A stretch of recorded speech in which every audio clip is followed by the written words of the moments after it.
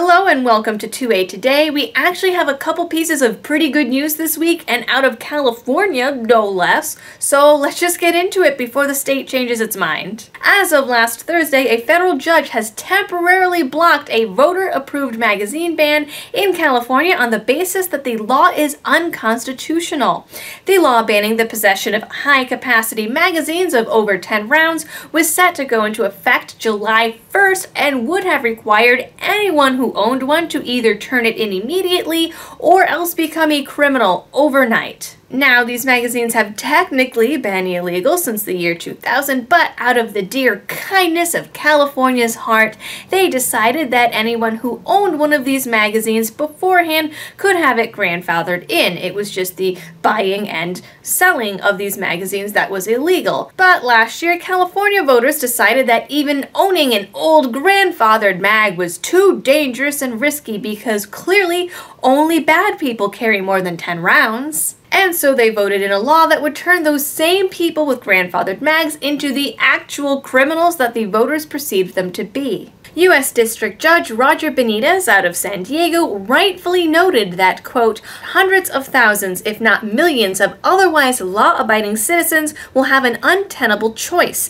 become an outlaw or dispossess oneself of lawfully acquired property. He added that it basically amounts to the government taking people's property without compensation, which I believe is the approximate definition of theft. Kind of like taxation. He also noted that though voters did approve the measure, that, quote, the Constitution is a shield from the tyranny of the majority, which is a concept I really wish that more lawmakers were aware of, as the individual is the smallest minority, something that many supposed pro-minority progressives don't seem to realize. The AG, of course, argues that smaller magazines are necessary because if someone did decide to commit a mass shooting, aka a crime, they would do so with only lawfully owned smaller capacity mags, which would then force them to reload and give victims time to flee, which is totally how the world works. Last week, the California Office of Administrative Law also blocked proposed new rules on assault weapons and bullet buttons.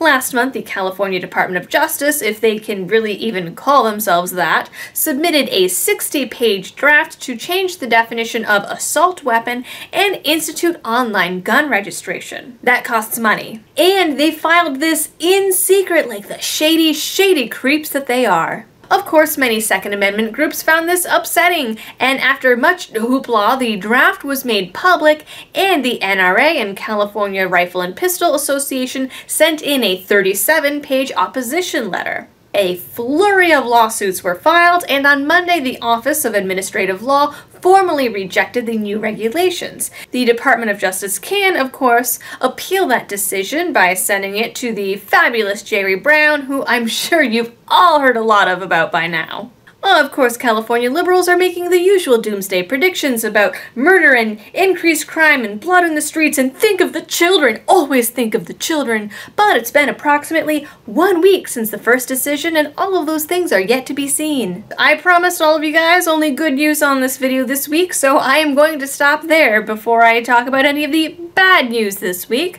So that concludes your firearms related news for the week. Please don't forget to like, share, and subscribe. And if you really like my videos, you can also find me on Twitter and on Facebook, and you can also help support my channel over on Patreon. So until next week, stay safe and happy shooting.